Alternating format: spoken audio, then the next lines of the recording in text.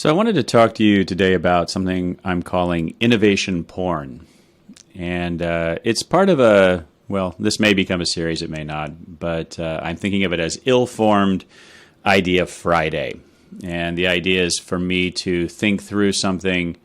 I read different things, and then sometimes ideas start to kind of clash together in my head and mix with my experience, and I start to kind of like form these ideas. And so I want to get them out and see what you think of it, and see if it's valuable or if I'm missing something. And today's idea is innovation porn.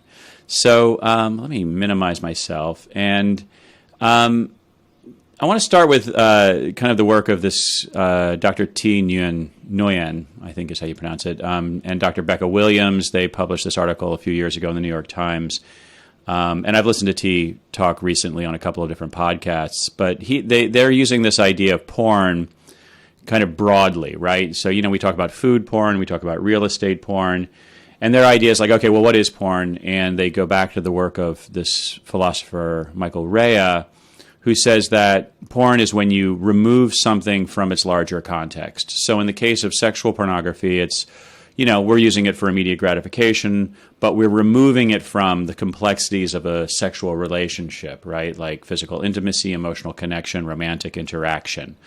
And so we're isolating it. And so we do the same thing with, like food porn, right? Like that we are looking at the picture of the food, but we're not eating it. We're not cooking it. We're not sharing it with others. We're not having sort of the overall kind of complexity that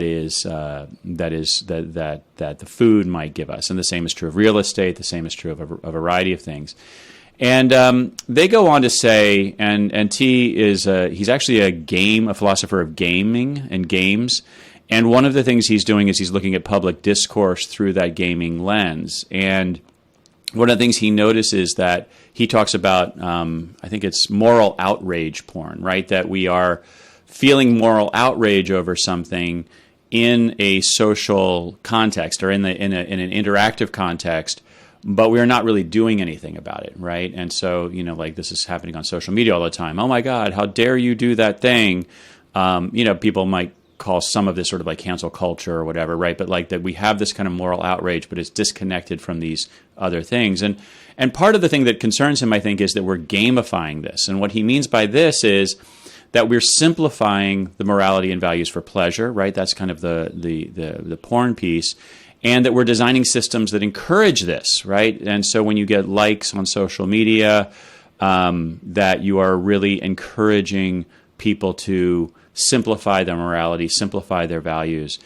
And so I was really struck by his description of gamification, right? That gamification is when you're applying points to something because you want this other thing. So he uses the example of the Fitbit, right? That we are getting our steps in and we are maybe missing that we're taking a walk. Or he actually used an example of people traveling in another city and saying, well, I can't go to this cultural event because there's not enough walking involved and I got to get my steps in, right? So they're sort of missing the city, they're missing the point of the travel in exchange for steps, which, may be valuable, but because it simplifies, it pulls the true value or the true complexity out of it.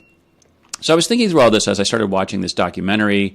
It's the big new Alex Gibney thing on HBO about the opioid crisis and the Sackler family and other people who have profited from it. And there's one entrepreneur who's now in jail or in prison over this crisis because he tried to get people addicted to his opioids. But he's up there speaking at an event and he's like, entrepreneurs, we are risk takers. And you have to believe in yourself. And I found myself getting kind of sucked into this view of entrepreneurs. I mean, it's nothing new. We always hear entrepreneurs and innovators kind of talk about this kind of stuff, that you have to believe in your idea, you have to believe in yourself.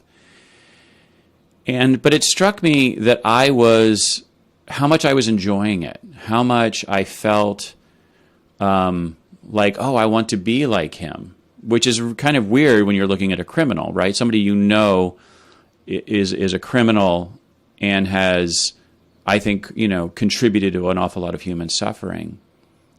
And so when we put people in suits, when people are winning a game, this is I think the point I'm trying to make, is when people are winning a game based on the gamification, there is also a kind of pornification of their success, right? That we start to say, well, that person is successful because they made a lot of money, because their product is being used by a lot of people. But we don't sort of go a level deeper and say, well, is it a good thing that that product is being used at all? Is this a good product? Is this a good service? And it began to make me think about innovation.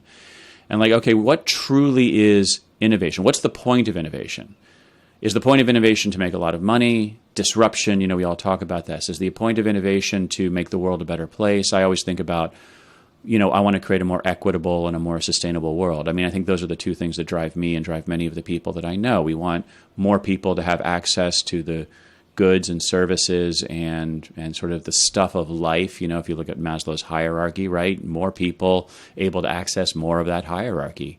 And probably want to be able to produce and distribute these things in a way that is sustainable and allows for a more sustained and long-term human presence on the planet and doesn't lead to ecological collapse, right? Like, these are the things that I care about.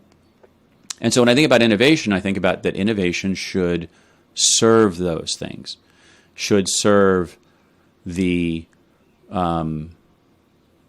creation of an equitable and a sustainable world. So I've come up with this definition for innovation porn, and that is a product or service that's used for the gamified gratification of the maker while avoiding the complexities of actual value creation, like empathy, humility, and uncertainty about what good truly is. And I think a lot about, sort of moral philosophy.